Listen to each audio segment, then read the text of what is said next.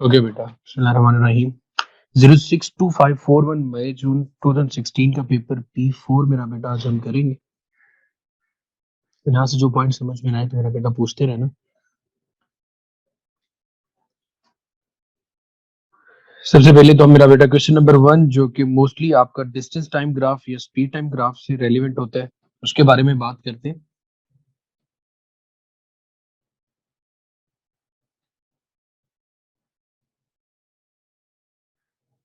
पहला क्वेश्चन आपका ये है, अ बस travels at a constant speed. Constant speed का मतलब ये होगा डिस्टेंस टाइम ग्राफ में equal change in distance in equal interval of time. तो सबसे पहले तो ये चीज फोकस करनी, जो हमारे पास ग्राफ है वो डिस्टेंस टाइम ग्राफ है, और डिस्टेंस टाइम ग्राफ में जो कांस्टेंट स्पीड का ग्राफ वो पैरेलल टू एक्स एक्सिस नहीं आएगा, वो हमारे पास कुछ यूं आएगा, like equal change in distance in equal interval of time. उसके बाद क्या कह रहा है जी, for a short time it stops, ये रुक जाता है। इसका मतलब ये हुआ कि इससे किसी किस्म का कुछ देर के लिए कोई डिस्टेंस कवर नहीं करेगा। जब डिस्टेंस कवर नहीं करेगा तो हमारे पास एक line parallel to X axis आएगी, कुछ portion parallel to X axis आएगा। जब हम कहेंगे कि ऑब्जेक्ट किस में मौजूद है मेरा बेटा, रेस्ट में मौजूद है। लेकिन जब ऑब्जेक्ट मूव कर रहा था कांस्टेंट स्पीड के साथ, तो हमारे पास ये ग्राफ आ रहा था, और ये ग्राफ हमारा डिस्टेंस टाइम ग्राफ है। उसके बाद अगेन वो मूव करता है at a higher constant speed. अब उसकी स्पीड थोड़ी बढ़ जाती है, लेकिन होती वो भी कौन सी मेरा बेटा, कांस्टेंट स्पीड है। तो at a higher constant speed के लिए अगेन हम ग्राफ को थोड़ा सा यू बना देंगे, तो ये आ जाएगा आपके पास कौन सा पोर्शन, हायर कांस्टेंट स्पीड। जी बेटा, ये बात क्लियर होगी यहाँ तक। ये था हमारा क्वेश्चन नंबर 1 का ए पार्ट। अब आगे बात करते हैं। A lift an elevator starts from rest at the ground floor of a building. Diagram is given about the speed time graph given है हमारे पास. The motion of the lift to the top floor of the building. हमने calculate करना है. Use the graph to determine the distance from the ground floor to the top floor of the building. तो graph से जब हमें distance calculate करना होता है, हमें बड़े अच्छे से पता है कि हम मेरा क्या करते हैं मेरा बेटा, total distance traveled by the object, total distance traveled by the object, ये किसके इक्वल आना चाहिए मेरा बेटा, एरिया अंडर द ग्राफ। अगर हमें एरिया अंडर द ग्राफ पता होगा तो हम इजीली कैलकुलेट कर सकते हैं total distance travelled by the object. अब अगर एरिया को देखा जाए तो हमारे पास एरिया में हमने ये देखना है हम इस एरिया को डिवाइड कैसे करते हैं। सबसे पहले तो यहां से फिर मेरा बेटा एक लाइन यहां से आ जाएगी,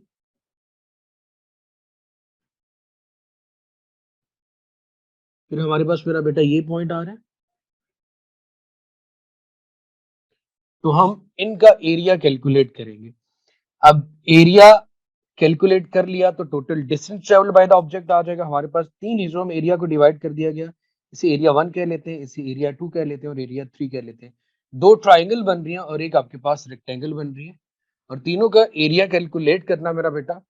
सबसे पहले तो हम ये देखेंगे हमारे पास जो ग्राफ की वैल्यूज आ रही है वो क्या आ रही है, हाइट क्या हमारे पास आ रही है और ब्रेड्थ क्या आ रही है। सबसे पहले A1 की बात करते हैं। A1 क्योंकि एरिया ऑफ ट्राइंगल है, मैं सिर्फ रफ में इसलिए कर रहा हूं ताकि आपको क्लियर हो जाए कि हम 1 बाय 1 करते कैसे। हम इसके लिए फॉर्मूला यूज करते हैं हाफ बेस इनटू हाइट। अब अगर यहाँ पे बेस को ऑब्जर्व करें तो ये जो बेस हमारे पास आ रही है मेरा बेटा वो कितनी आ रही है, इट्स अबाउट 7.5। तो यहाँ पे हम लिख देंगे 1/2 7.5।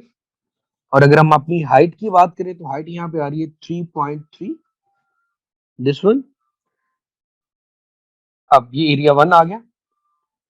एरिया 2 की बात करते हैं, आपने एक ही फॉर्मूला में सारी चीजें लिखनी है। मैं तो 1 बाय 1 इसलिए कर रहा हूँ ताकि इंडिविजुअली आपको पता चल जाए कि टोटल एरिया अगर आप कैलकुलेट करेंगे, टोटल तीनों को ऐड करेंगे तो total distance travel by the object आ जाएगा।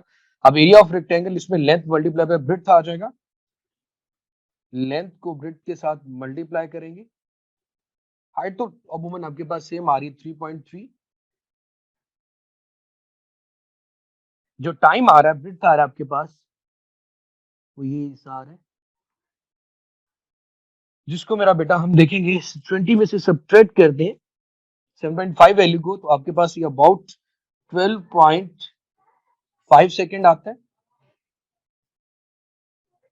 तब एरिया 3 में आए थे मेरा बेटे, एरिया 3 अगेन आपके पास रेक्टेंगल है, अगेन इसके लिए सॉरी ट्राइंगल, इसके लिए फॉर्मूला आएगा हाफ बेस इनटू हाइट। मेरा बेटा अगेन अब इन तीनों का एरिया इजीली कैलकुलेट किया जा सकता है। 7.5 को मल्टीप्लाई करेंगे 3.3 के साथ, तो 2 पे डिवाइड करेंगे तो ये आंसर मेरा बेटा आता है तकरीबन 12.375 मीटर आ जाएगा, क्योंकि हम डिस्टेंस कैलकुलेट कर रहे हैं और area under the graph distance के इक्वल आता है। ये हमारे पास आता है मेरा बेटा 8.25 मीटर के इक्वल, और ये बात हमारे पास आता है मेरा बेटा 41.25 मीटर के इक्वल। सो टोटल एरिया या total distance travelled by the object हमारे पास बनेगा मेरा बेटा 61, तीनों को ऐड करने से 12.375 metre plus 8.25 metre plus 41.25 metre, इन तीनों को ऐड करें तो आंसर हमारे पास बनता है मेरा बेटा 61.875 मीटर, जो कि हमारे पास बनेगा अबाउट 62 मीटर। ये आ गया total distance travelled by the object जब हमने क्या कैलकुलेट किया, total area under the graph. आगे बार मेरा बेटा बात करते हैं। Diagram show the dummy of mass 70 kg used in a crash test to investigate the safety of a new car। यहां तक कोई बात जी। एरिया ऑफ पैरेललोग्राम भी यूज कर सकते हैं, हाफ बेस इनटू हाइट, एक सिंगल फार्मूला से मेरा बेटा ये चीज कैलकुलेट की जा सकती है। यहां तक क्लियर हो चुका है मेरा बेटा?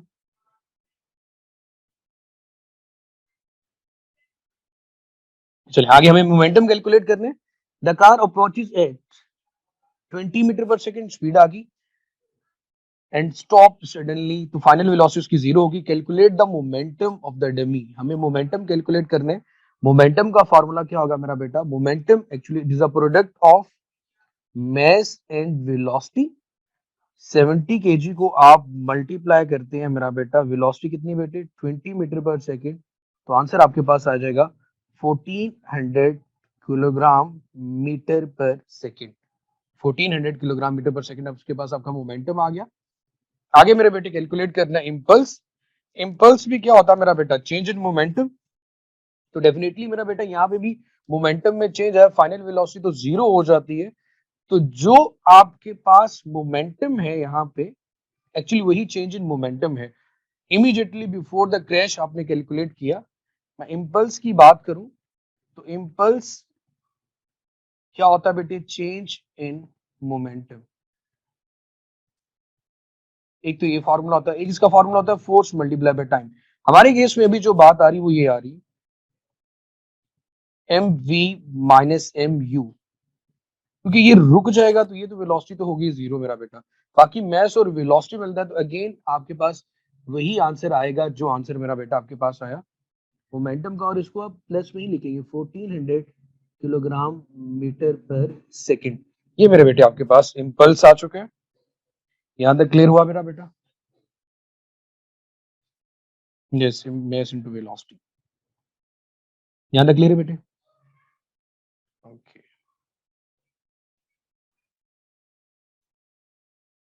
आगे जी। In the crash the passenger compartment comes to rest in 0.20 second, time आ गया। Calculate the deceleration like acceleration. जब वेलोसिटी डिक्रीज हुई होगी तो एक्सीलरेशन नेगेटिव आएगा, और नेगेटिव एक्सीलरेशन को हम डिसेलरेशन का नाम ही देते हैं। तो फार्मूला हम यूज करेंगे अगेन वही, acceleration is equal to final velocity minus initial velocity divided by time. अब जो फाइनल वेलोसिटी है मेरा बेटा वो तो जीरो थी, इनिशियल आपके पास कितनी आ रही थी मेरा बेटा 20 मीटर पर सेकेंड, तो 0 माइनस 20 डिवाइडेड बाय 0.20 सेकेंड, तो आपके पास जो एक्सेलरेशन आएगा मेरा बेटा वो आएगा 100 मीटर पर minus 100 metre per second square, ये आएगा। तो अगर आप इसको आंसर में 100 मीटर पर सेकेंड ही लिखेंगे तो बेहतर होगा। क्यों नेगेटिव साइन इसलिए नहीं लिखेंगे क्योंकि आपने खुद ये बात बोल दी है डिसलरेशन है, तो जब डिसलरेशन है तो इसका मतलब नेगेटिव एक्सेलरेशन ही होगा। बात समझ में आ गई मेरा बेटा? यहाँ तक हम अपने आंसर में 100 metre per second square acceleration ही लिखेंगे। आगे जी, the seat belt and air bag bring to the dummy at to rest. Rest का मतलब final velocity again zero. It does not hit the windscreen. The dummy has an average deceleration 80 meter per second square. Calculate the average resultant force. Force calculate करें. If the mass is 70 kg. अगर mass कितना हो मेरा बेटा 70 kg, तो formula क्या use करेंगे आप? Force is equivalent to mass times acceleration. Mass आपके पास कितना है बेटा 70 kg और acceleration आपको कितना गिवन है मेरा बेटा 80 metre per second square. Answer मेरा बेटा अगेन सेम वही स्टेप आप यहाँ पे भी कर सकते हैं, एग्जैक्ट टू द पेपर के ऊपर 70 kg into 80 metre per second square, answer आ जाएगा आपके पास 5600 न्यूटन। जी बेटा यहां तक क्लियर हुआ?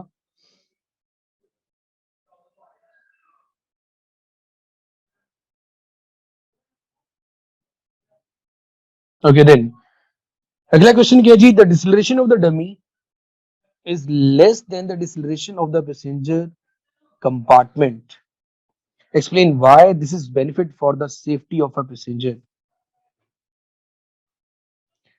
अब डेफिनेटली अगर एक्सेलरेशन कम होगा, अगर एक्सेलरेशन कम होगा तो डेफिनेटली डिसलेशन की बात की जा रही है और उस वक्त जो फोर्स का इफेक्ट है वो भी कम हो जाएगा। According to Newton second law of motion अगर बात की जाए F is equal to M A बात करते हैं,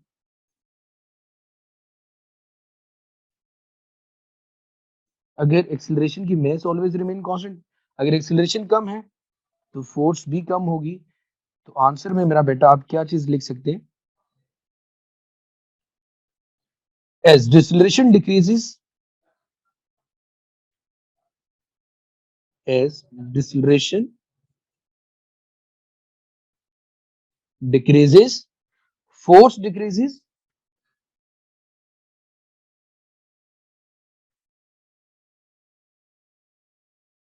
force decreases, this means that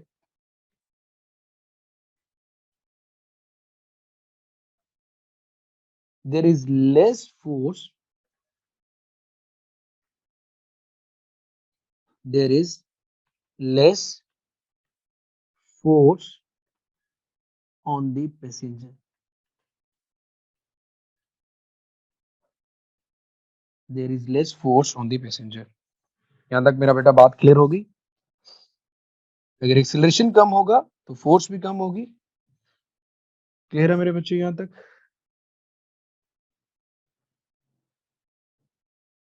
चलो अगले क्वेश्चन की तरफ आते हैं।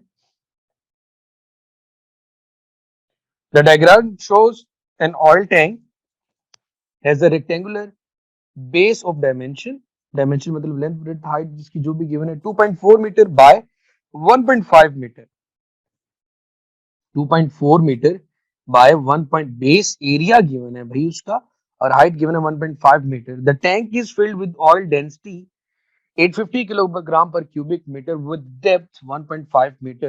So calculate the pressure exerted by the oil on the base of the tank. हमें pressure on the base of the tank calculate करना है। सो प्रेशर इन लिक्विड का फार्मूला मेरा बेटा यूज करेंगे और वो फार्मूला क्या होता है जी? वो फार्मूला होता है जी P is equal to rho G H. अगर डेंसिटी की बात की जाए तो कितनी गिवन है मेरा बेटा? डेंसिटी गिवन है 850। जी की वैल्यू बेटा कितनी होती है? जी की वैल्यू 10 होती है। एच मीन डेप्थ गिवन है और डेप्थ कितनी गिवन है मेरा बेटा? 1.5। तीनों को मल्टीप्लाई करेंगे तो आंसर मेरे बेटे आपके पास आएगा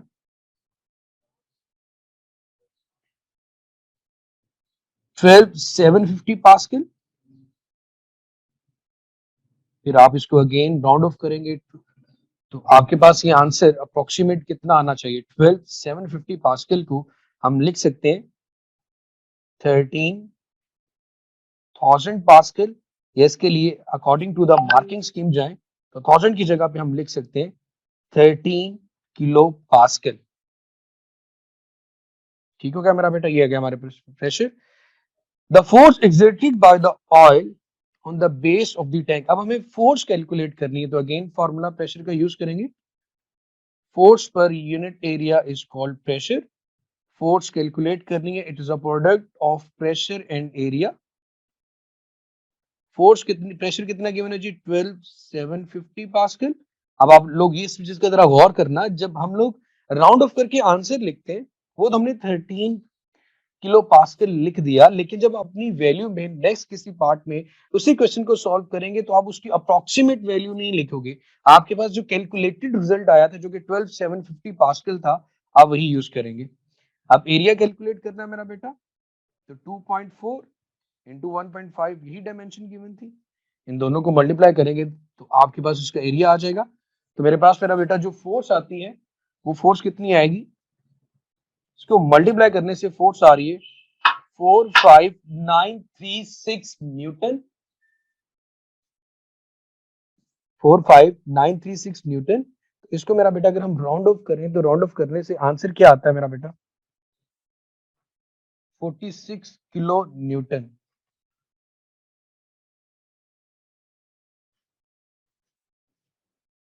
46 किलो न्यूटन आ गया मेरा बेटा। यहां तक क्लियर हो गया मेरे बच्चे? जी, फोर्स पर यूनिट एरिया। चलिए परफेक्ट है। नेक्स्ट क्वेश्चन की तरफ चलते हैं मेरा बेटा। The force calculated in A2, जो आपने अभी फोर्स कैलकुलेट की, वो फोर्स है आपके पास 46 किलो न्यूटन या 45936 Newton is the weight of the oil. अगर वो वेट ऑफ द ऑयल हो, कैलकुलेट द मैस। चलिए हम कैलकुलेटेड रिजल्ट 46 किलो न्यूटन भी ले सकते हैं। मैस कैलकुलेट करना है तो मैस का फॉर्मूला क्या होता है मेरा बेटा, weight is equal to M G. M calculate करेंगे तो वेट को जी पे डिवाइड कर देंगे। जी की वैल्यू कितनी होती है मेरा बेटा 10। तो 46,000 को 10 पे डिवाइड करेंगे तो आंसर कितना आएगा मेरा बेटा आपके पास 4600 केजी। ये इसका मैस आ गया मेरा बेटा। आगे जी, when he's checking the level of the oil in the tank, a man drops a brass key into the oil and sinks into the bottom of the oil. Straight. What this shows about the density of the brass. So density of the brass इसका मतलब है greater है oil से, इसलिए जो brass की बनी हुई चीज है वो सिंक होगी, वो डूब गई इसके अंदर। तो सिंपली आंसर हम लिख देंगे मेरे बेटे, density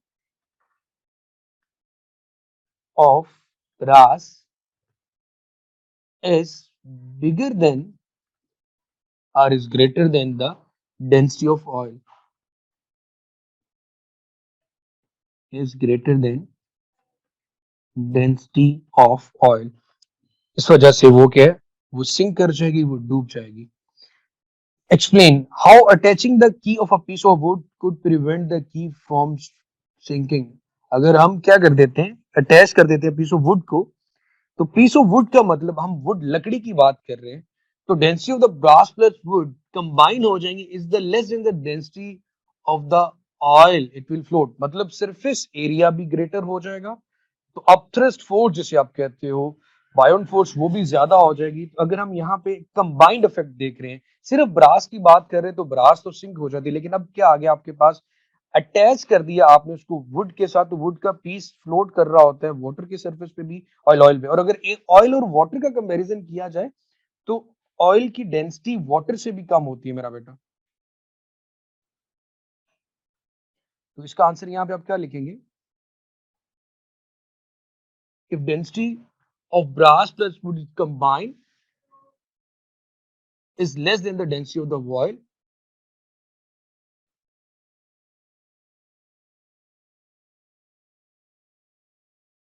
if density of brass plus wood की बात करते हैं, combined is less than the density of the oil, is less than the density of oil, it will float. तो फिर ये क्या करेगी मेरा बेटा, फ्लोट करेगी, तैरती रहेगी। जी बेटे, क्लियर हो गया ये क्वेश्चन भी?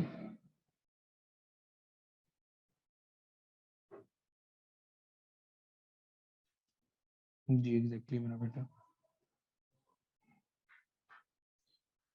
नेक्स्ट क्वेश्चन की तरफ आते हैं जी। Explain in terms of molecules why it is possible to compress a gas but not a liquid. हम गैस को कंप्रेस क्यों कर सकते हैं लेकिन लिक्विड को कंप्रेस नहीं कर सकते? तो मेरा बेटा, गैस मॉलिक्यूल्स में देखा जाए there is a lot of empty space. So लेकिन अगर कंपैरिजन किया जाए मॉलिक्यूल्स ऑफ द लिक्विड का गैस के, तो molecules of the liquid are closer than the gases. तो यहाँ पे आप यही आंसर लिख लें तो आसान रहेगा। इसलिए हम इसको, जब क्लोजर होते हैं तो उनको कंप्रेस किया जा सकता है गैसेस के मॉलिक्यूल्स के दरमियान, because there is a large distance. उनको कंप्रेस करना क्या होता है मेरा बेटा, मुश्किल होता है। तो हम लिख सकते हैं loss of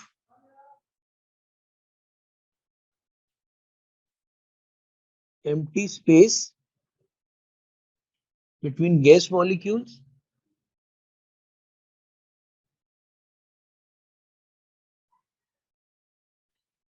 in a liquid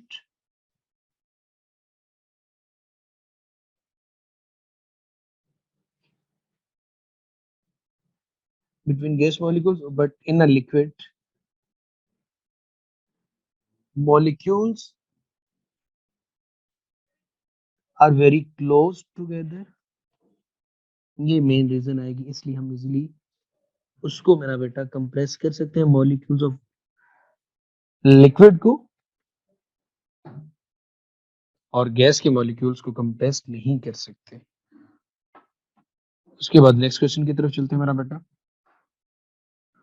अब दो कंटेनर है हमारे पास, made of insulating materials, contain the same volume of water at room temperature. The containers don't have lid, दोनों के ऊपर कोई ढक्कन नहीं है। The volume of the liquid in each container gradually decreases, थोड़ी देर के बाद आहिस्ता आहिस्ता उनका जो वॉल्यूम है डिक्रीज करना शुरू हो जाता है। डेफिनेटली यहाँ पे एवापोरेशन का प्रोसेस आएगा। After a certain time the temperature of the water has decrease to below the room temperature. कुछ देर के बाद इनसाइड द लिड जो टेम्परेचर है वो रूम टेम्परेचर से भी कम हो जाता है। Explain in terms of molecules why the temperature has decrease. आप ये चीज बताएं इन टर्म्स ऑफ मॉलिक्यूल्स के टेम्परेचर कम क्यों हुआ। सो हम ये बात करते हैं कि एवरेज काइनेटिक एनर्जी, जो कि सबसे पहले जब लिक्विड से मॉलिक्यूल्स बाहर चले जाते हैं तो एवरेज काइनेटिक एनर्जी जो मॉलिक्यूल्स की है वो डिक्रीज कर जाती है, जिसकी वजह से उसका जो टेम्परेचर है वो भी डिक्रीज कर जाता है। तो यहाँ पे इसका आंसर लिखते हैं हम।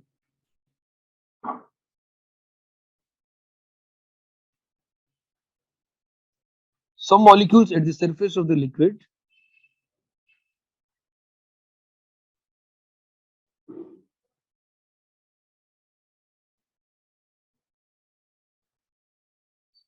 at the surface of liquid have more than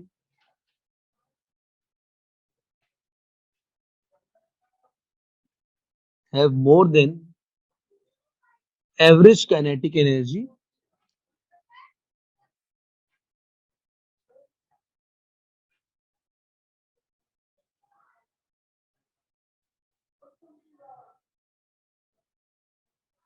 average amount of kinetic energy or average amount kinetic energy and can escape the liquid, जिसे आप evaporation भी कहते हो। As they escape, जैसे ये निकलते हैं, as they escape the average kinetic energy of remaining molecules decreases. Remaining molecules decreases, temperature decreases. तो टेम्परेचर भी उस वक्त क्या कर जाता है मेरा बेटा, डिक्रीज कर जाता है.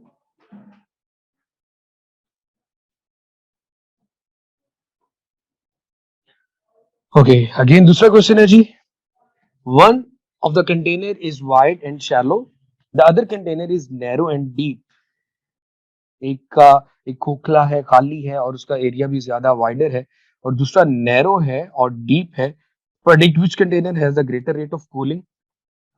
जिसका एरिया ज्यादा होगा उसमें एवेपोरेशन भी ज्यादा होगी, तो एरिया ऑफ जो कूलिंग है वो भी ज्यादा होगी. तो आंसर में तो कुछ मुश्किल नहीं है, तो आप लिखेंगे wide container as it has a greater area. Container as it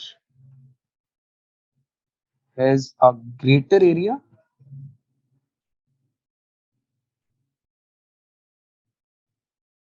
And evaporation only happens at the surface of the liquid. And evaporation only happens at the surface of the liquid.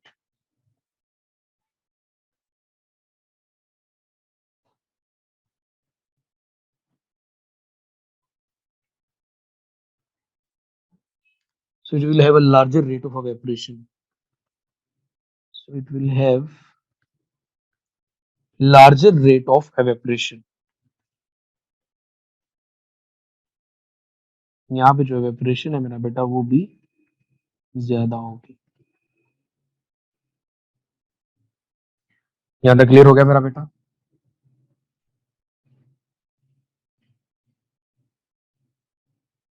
जी मेरे बेटे.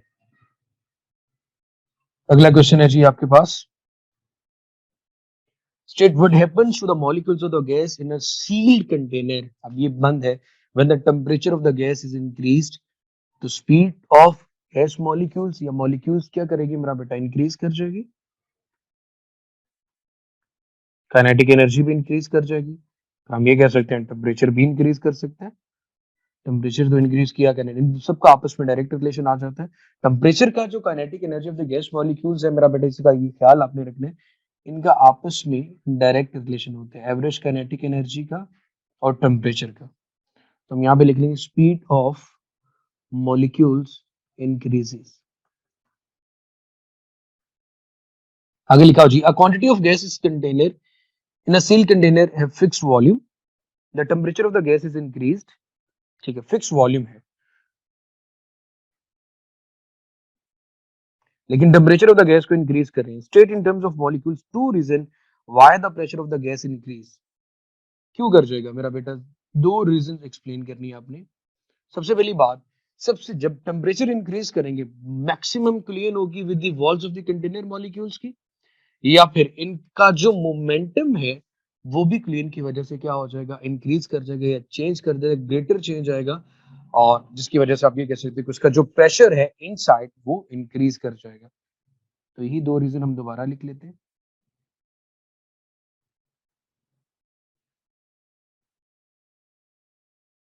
मोर clean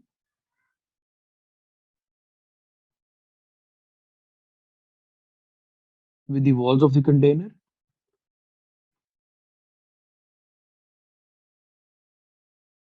walls of container,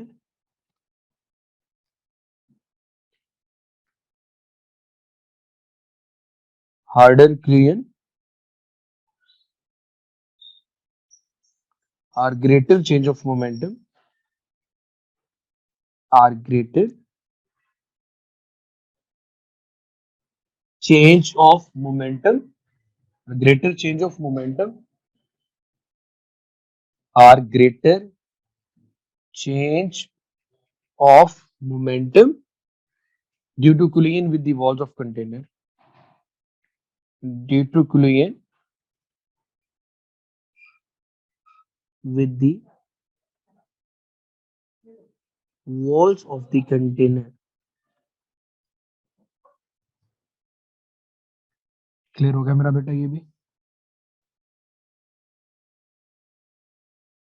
yes, more kinetic energy, greater change in momentum. आगे again calculation आ गई। Theory वाले question तकरीबन खत्म हो गए हमारे पास। The volume of the balloon is this, the pressure of the helium balloon is 98 kilo pascal.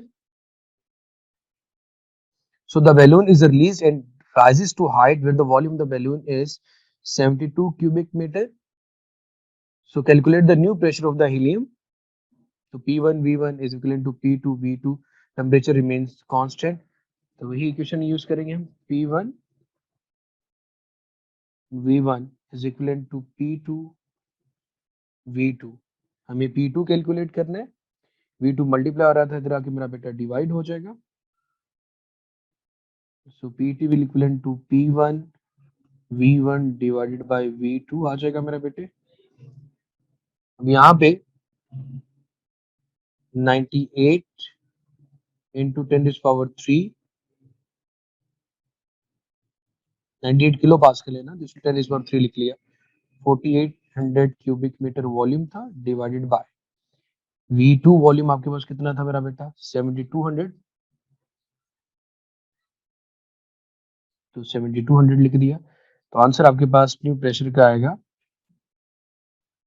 65333 pascal, जिसको हम लिख सकते हैं 65 kilo pascal. Then suggest why it may be necessary to release helium from the balloon as it rises even higher. ऐसा क्यों होता है मेरा बेटा?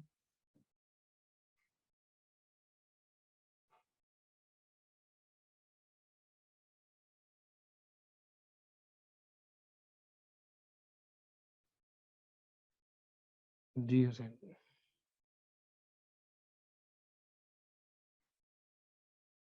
तो सिंपली हम लिख लेंगे to stop the balloon from popping.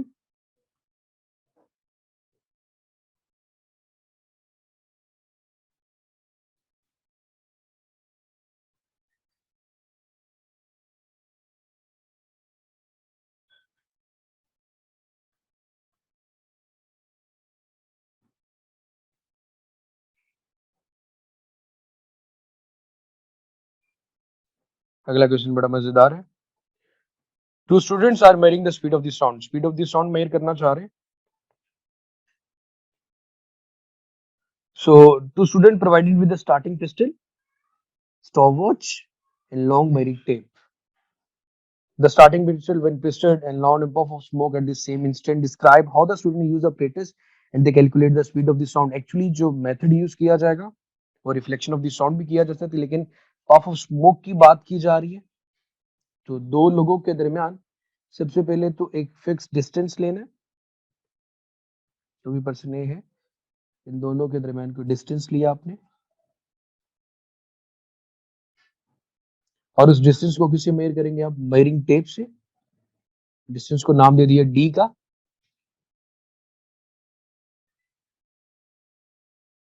अब starting pistol when fired produces a loud sound and puff of smoke at the same instant. तो अब आपने यही देखना है कि आप किस मेथड से इन दोनों के दरमियान कैलकुलेट करते हैं स्पीड ऑफ द साउंड. तो आप डिस्टेंस कैलकुलेट करेंगे between one student and other student. Then the moment the other student see the smoke they start the stopwatch. जैसे दूसरा स्टूडेंट देखता है तो वो स्टार्ट कर देता स्टॉप वॉच को. तो आपके पास क्या आ जाएगा? Time interval. तो जब टाइम और डिस्टेंस की वैल्यू आ जाएगी तो आप इजीली कैलकुलेट कर सकते हैं speed of the sound.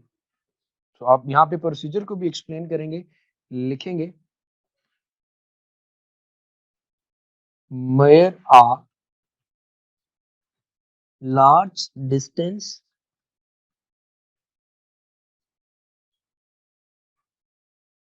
between the students.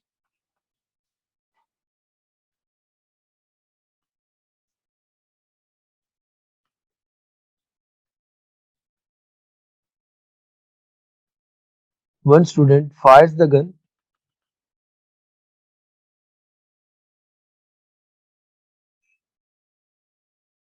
The moment the other student sees the smoke,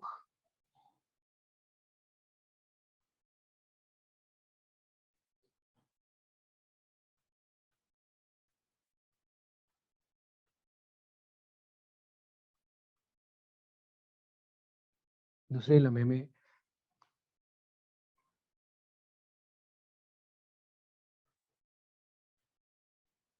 they start the stopwatch, दोनों स्टॉपवॉच को स्टार्ट कर देते हैं।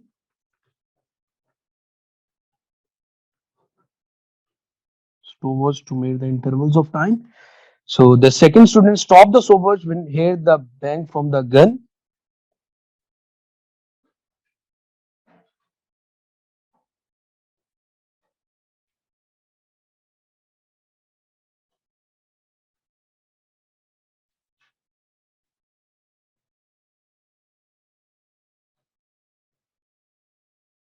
Stopwatch when they heard the bang. Heard the bang from the gun.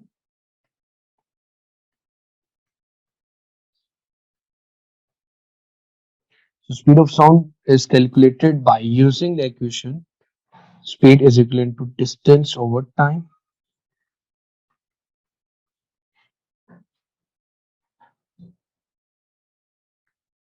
Ji clear हुआ बेटा यहाँ तक?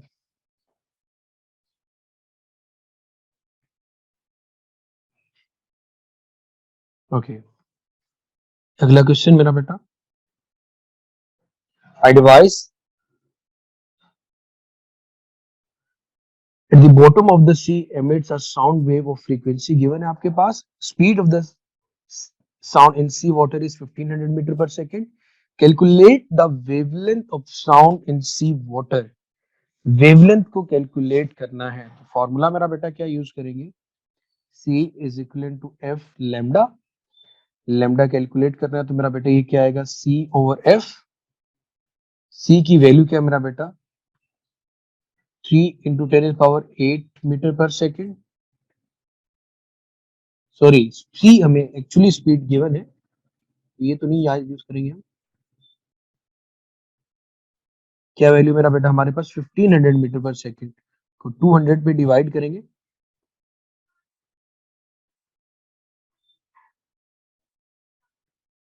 200 hertz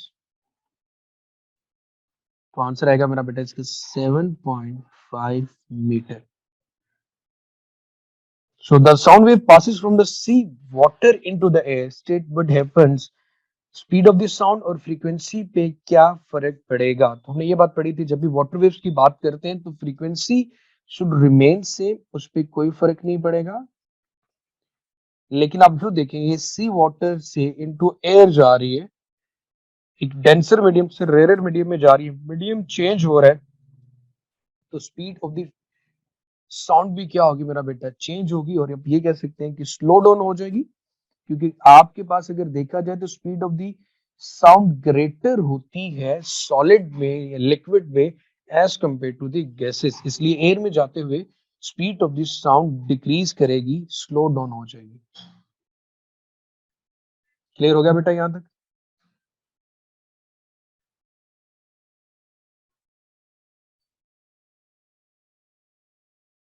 आगे बात करते हैं A ray of light passes through a length of curved optical fiber. Draw a diagram to show the fiber and the path of the ray of light. हमें एक रे डायग्राम बनानी है ऑप्टिकल फाइबर के लिए जिसमें से फिनोमेना यूज किया जाता है एप्लीकेशन है total internal reflection of light की लाइट ट्रेवल करती thousands kilometre per second without loss of energy या मिनिमम लॉस ऑफ एनर्जी तो हम इस तरह कर्व में इस ऑप्टिकल फाइबर को ड्रॉ करते हैं इसमें एक लाइट रे इंसिडेंट करेगी total internal reflection of light incident करेगी इस तरह से वो अपना डिस्टेंस ट्रेवल करेगी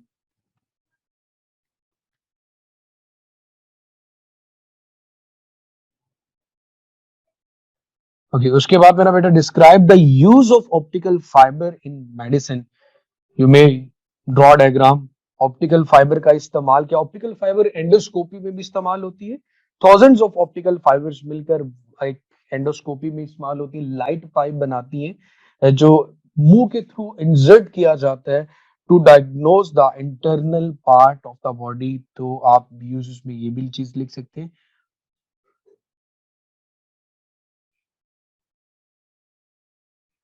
सो आप लिख सकते हैं कि fibre optic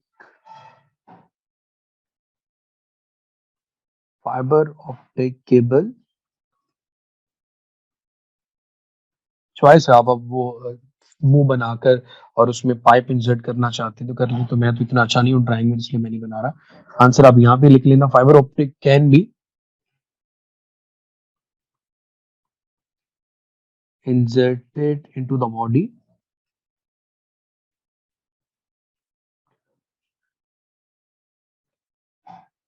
to examine the internal part of the body, internal organs.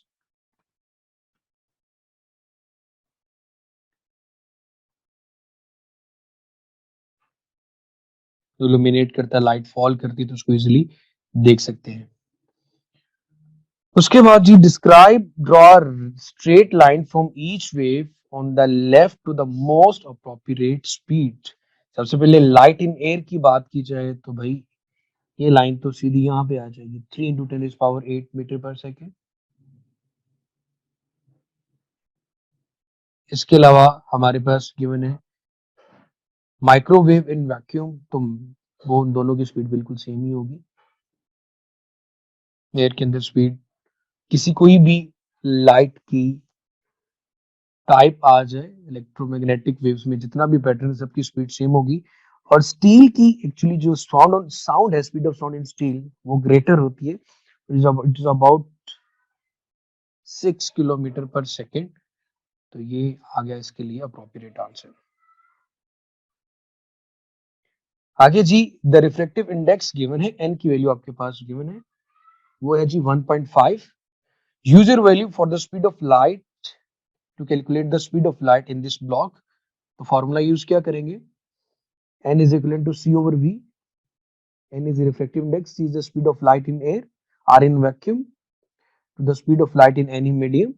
हमें स्पीड कैलकुलेट करनी है तो v will be equivalent to c over n। c की वैल्यू आपके पास 3 into 10⁸ metre per second.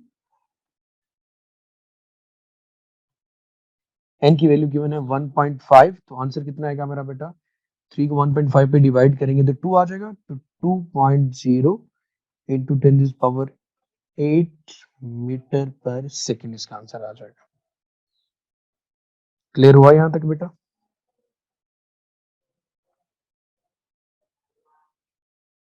Okay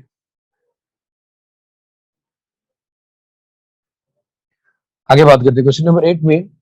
to straight vertical wires x and y pass through a hole in horizontal card,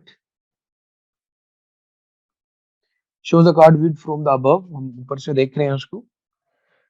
there is a current in each wire is downward direction। वो कह रहा है अगर current हर wire में downward direction में हो,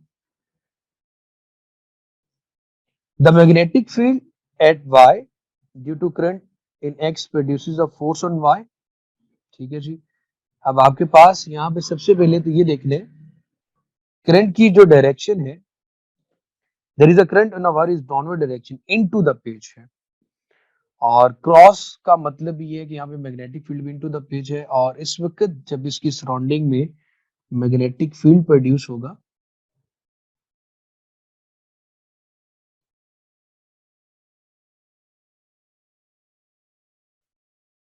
वो मेरे बेटे सेमी सर्कल या सर्कल मैग्नेटिक फील्ड क्लॉकवाइज या एंटी क्लॉकवाइज होगा। तो यहाँ पे मेरा बेटा जो मैग्नेटिक फील्ड प्रोड्यूस हो रहा है एक्स पे और क्लॉकवाइज, और ये मैग्नेटिक फील्ड इस तरह बढ़ता बढ़ता बढ़ता बढ़ता बढ़ता जाता है, और इस मैग्नेटिक फील्ड की वजह से दूसरी कॉइल में भी डेफिनेटली इंडक्शन होती है। तो सबसे पहले तो हमें बताना क्या है, the magnetic field at Y due to current in X produces a force on Y. तो मैग्नेटिक फोर्स एक्ट करती है जब दो मैग्नेटिक फील्ड एक दूसरे के सामने आते हैं। Please tick in each blank of the column of the table to indicate the direction of this magnetic field and the direction of the force. आप सबसे पहले वाई के ऊपर जो मैग्नेटिक फील्ड है उसकी वैल्यू बताएं। तो ये देख लें towards the bottom of the page की तरफ आ रहे हैं, तो यहाँ पे आ जाएगा हमारे पास यू। जब ये चीज आती है क्रॉस, इसका मतलब है मैग्नेटिक फील्ड का होना। और अगर ये सर्कल के ऊपर है तो कंडक्टर की बात की जा रही है। और जब कंडक्टर में इनटू द पेज या into the page magnetic field हो, तो उसकी सराउंडिंग में जो मैग्नेटिक फील्ड प्रोड्यूस होता है, या इनटू द पेज करंट हो और उसकी सराउंडिंग में जो मैग्नेटिक फील्ड होता है, वो आपके पास क्लॉकवाइज डायरेक्शन में आएगा।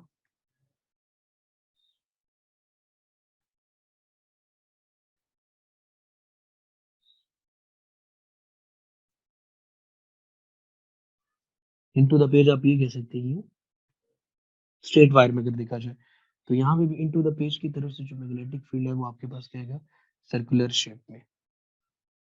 तो ये दो आमने सामने थे मेरा बेटा, तो इन दोनों को अगर आमने सामने बनाया जाए, मैग्नेटिक फील्ड, मैग्नेट जहाँ जहाँ पे ये सर्कल मौजूद है, यहाँ यहाँ पे मैग्नेटिक फील्ड मौजूद है।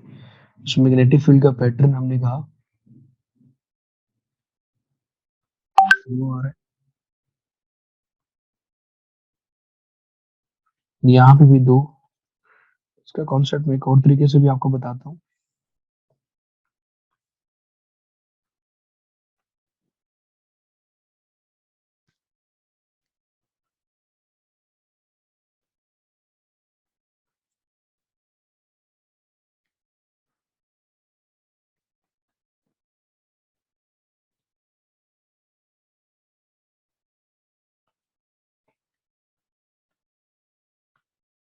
अब यहाँ पे जरा इन दोनों के दरमियान देखिए, ये एक्स है आपके पास और ये वाई है।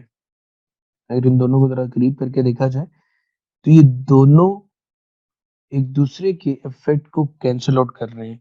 आप ये समझ लें कि ये डाउनवर्ड डायरेक्शन में आ रहा है और ये अपवर्ड डायरेक्शन में आ रहा है। तो ये एक्स है आपके पास और ये वाई है।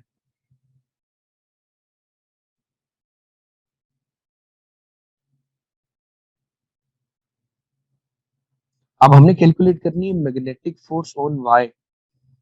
एक डाउनवर्ड डायरेक्शन में है, दूसरा अपवर्ड डायरेक्शन में है। तो magnetic force on Y to the left आएगी या टू द राइट आएगी? तो इसके लिए मेरा बेटा force on Y to the left रहेगा। अगेन क्वेश्चन को थोड़ा, टू स्ट्रेट वायर्स है, वर्टिकल वायर ऐसे भी कह सकते हैं आप। ये दो स्ट्रेट वर्टिकल वायर्स हैं आपके पास, पासिस तो एक हॉरिजॉन्टल कार्ड में शो हो रही है, जैसे कि आपने देखा the current in each wire is downward direction. चलिए जी, करंट दोनों में डाउनवर्ड डायरेक्शन में है। जब करंट दोनों में, ये स्ट्रेट वायर 1 है, ये स्ट्रेट वायर वायर 2 है। According to right hand grip rule, आप अपने कर्लिंग ऑफ द फिंगर्स को या अपने थंब को करंट की डायरेक्शन में, डाउनवर्ड डायरेक्शन में लेके जाएं, तो आपकी जो कर्लिंग ऑफ द फिंगर है वो इस तरह आएगी, अंगूठा जब नीचे होगा। तो ये मैग्नेटिक फील्ड प्रोड्यूस होगा इसमें क्लॉकवाइज डायरेक्शन में। सेम यही काम यहाँ पे होगा।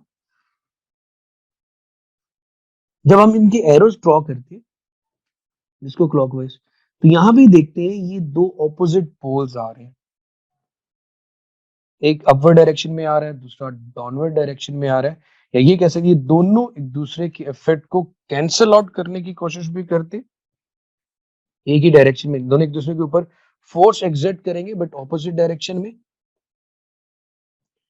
तो हम ये कहते थे कि सबसे पहले तो हमें देखना है मैग्नेटिक फील्ड एट वाई क्या है। तो वो तो towards the bottom of the page आएगा, पेज के लिहाज से बात की जाए।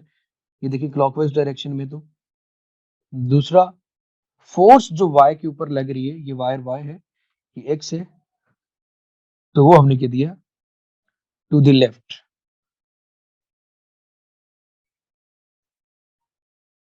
क्लियर हो गया मेरा बेटा ये कॉन्सेप्ट?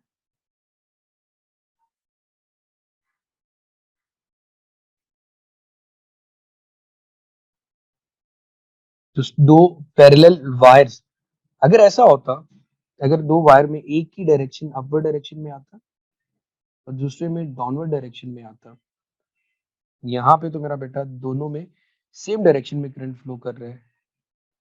यहाँ पे क्या होता, अपवर्ड डायरेक्शन में होता तो एंटी क्लॉकवाइज प्रोड्यूस होता, डाउनवर्ड डायरेक्शन है तो क्लॉकवाइज प्रोड्यूस हो रहा है। एंटी क्लॉकवाइज के लिए आप एरो लगाते यूं, और क्लॉकवाइज के लिए, तो यहाँ पे ये दोनों सेम डायरेक्शन में नहीं आ रहे।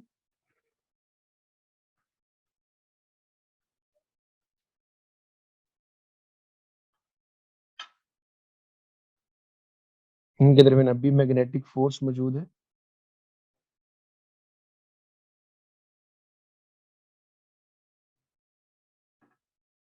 लेकिन अब यहाँ पे जरा देख ले, ये दोनों एक दूसरे को सपोर्ट कर रहे हैं, या फोर्स की वैल्यू यहाँ पे ज्यादा हो जाती है। जब ऑपोजिट डायरेक्शन में करंट था तो ये दोनों एक दूसरे के इफेक्ट को कैंसिल आउट कर रहे थे। आगे बात करते जी, explain whether there is also force on wire X, क्या एक्स वायर पे भी फोर्स एक्ट कर रही होगी या नहीं कर रही होगी। दोनों में मैग्नेटिक फील्ड प्रोड्यूस हुए हैं, तो वायर एक्स पे फोर्स एक्ट करेगी या नहीं करेगी।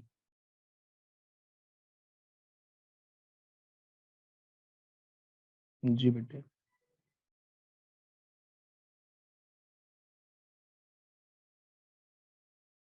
डेफिनेटली उस पे एक्स पे भी फोर्स होगी।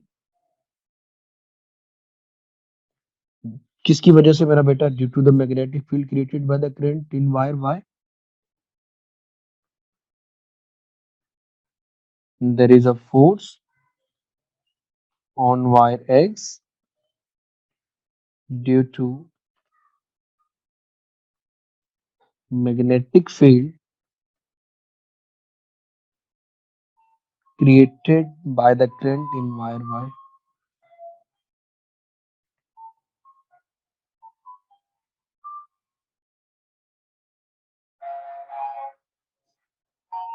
यहाँ का कॉन्सेप्ट अगर आपको क्लियर हो गया तो मुझे जरा बता देना मेरा बेटा।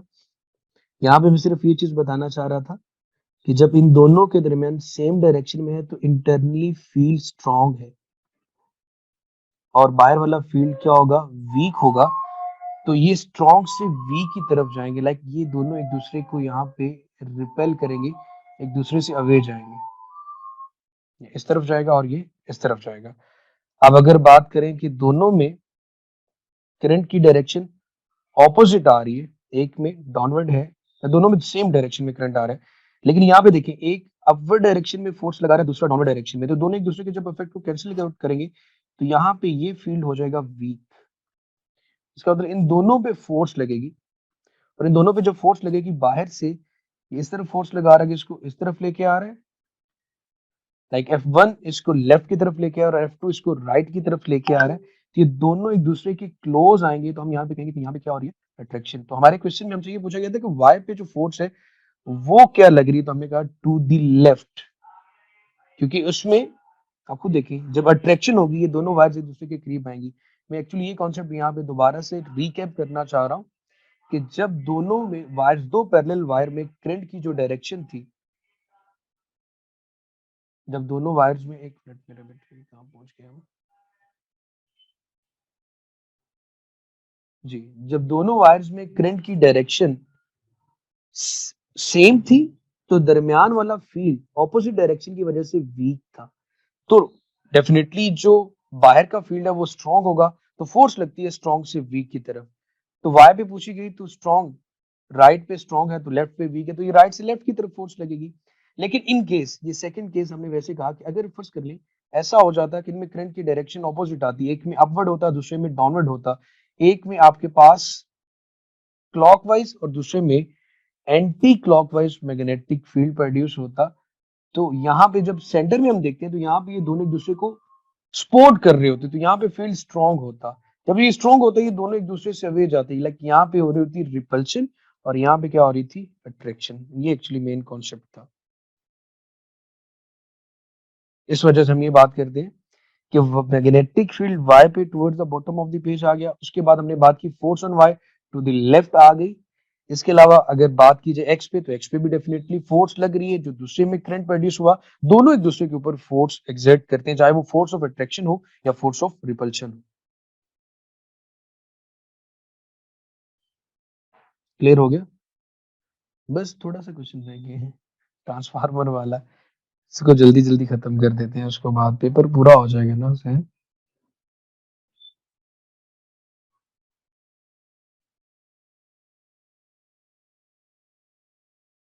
अच्छा यार, ये लिखा है when switch F is closed the needle of the galvanometer deflects then returns to zero, why the brief deflection occurs. तो सिंपली सा कॉन्सेप्ट आपने यहाँ रखना है कि आपके पास magnetic field around a primary coil जब क्लोज होगा तो इसकी सराउंडिंग, इसमें जब करंट फ्लो करेगा तो अपनी सराउंडिंग में मैग्नेटिक फील्ड प्रोड्यूस करेगा।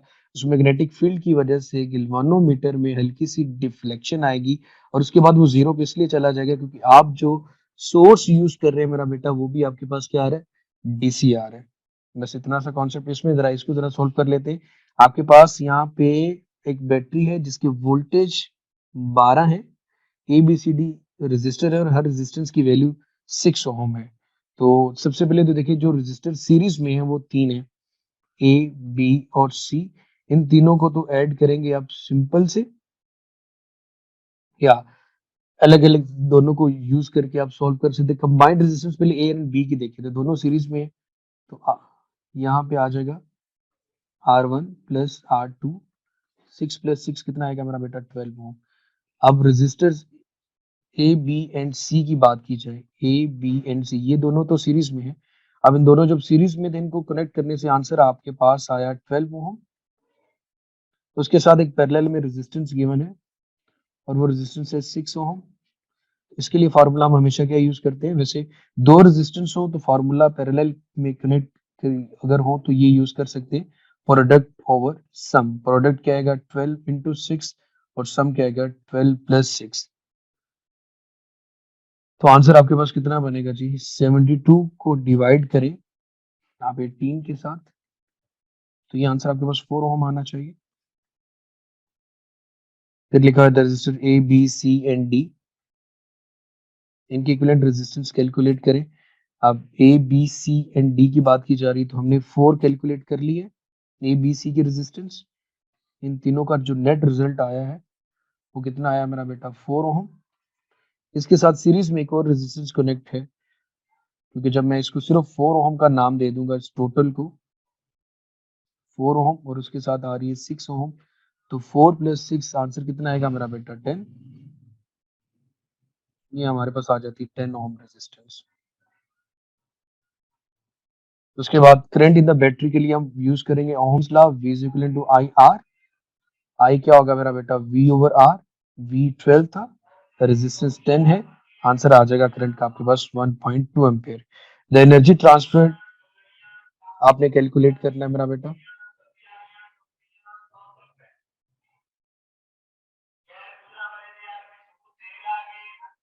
एक मिनट रुकिएगा बेटा। ओके, अब हमें कैलकुलेट करनी है एनर्जी। पावर का फॉर्मूला क्या होता है, वी आई। अगर वर्क क्या होता था, rate of doing work is called power. Power work हम एनर्जी कहते थे। तो पावर और टाइम का प्रोडक्ट भी आपको क्या देता है, एनर्जी।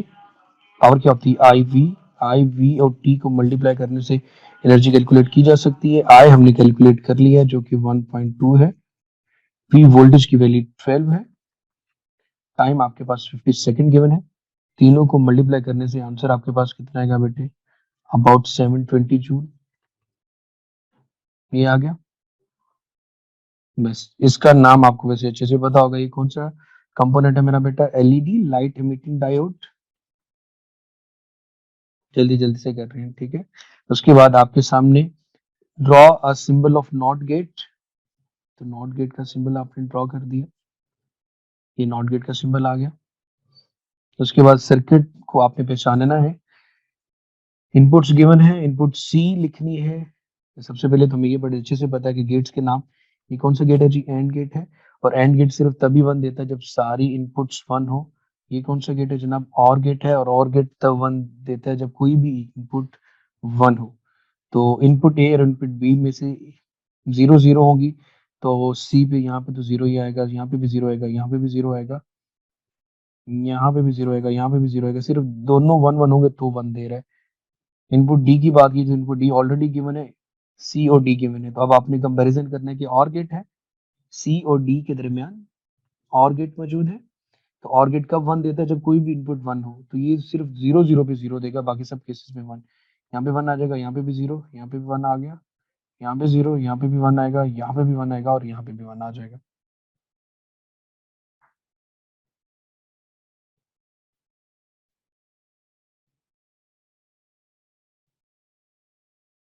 उसके बाद नेक्स्ट क्वेश्चन देखिए, suggest a modification to the circuit,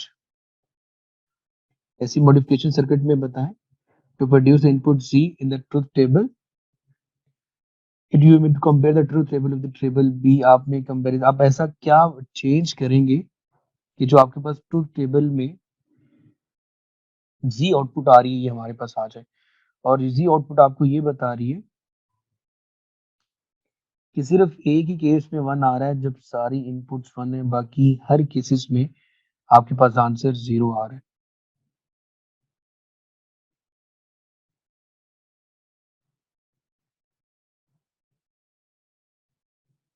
तो हम सिंपली क्या कर देंगे कि जो हमारे पास लास्ट में और गेट गिवन है इसकी जगह पे कौन सा गेट आ जाएगा, एंड गेट।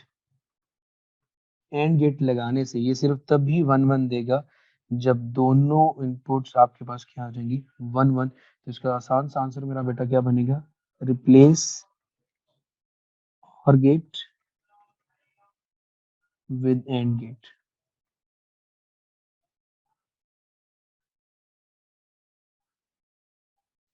बस जी, अब आपके this tour is radioactive state the composition of the nucleus, आपने ये बताना है कि इसमें प्रोटॉन्स कितने हैं, न्यूट्रॉन्स कितने हैं।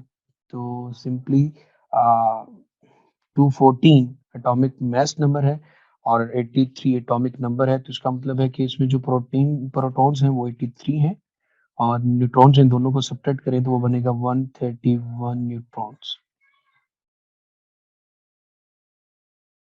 और बीटा डिके का मतलब क्या होता था मेरा बेटा, उसमें से इलेक्ट्रॉन का निकलना। तो इक्वेशन को सिर्फ आपने पूरा करना है, यहाँ पे जीरो आएगा, यहाँ पे -1 आ जाएगा, ताकि यहाँ पे कोई फर्क नहीं पड़ा, यहाँ पे एक एडिशन होगा तो ये 84 बन जाएगा।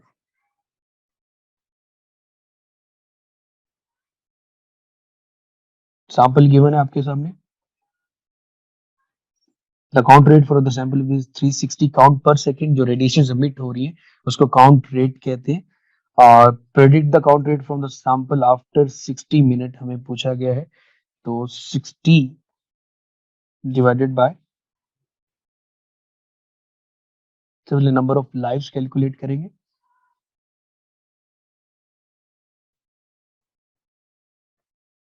तकरीबन हमारे पास जो हाफ लाइव्स आती हैं वो 3 आ जाती हैं।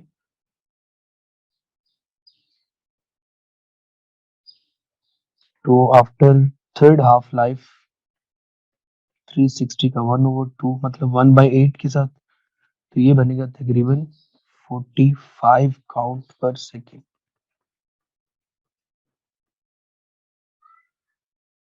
उसके बाद could suggest state two social, economical, and environmental issues involve the storage of radioactive materials with very long half-lives and could leak into water supplied over time। तो ये इस तरह के कोई भी सजेशंस में आप लिख सकते हैं, ये कैंसर की रीजन भी बन सकते हैं, तो ये आपके पास कॉजेस में आ जाएगा। वेल, टाइम काफी हो गया, so wish you good luck.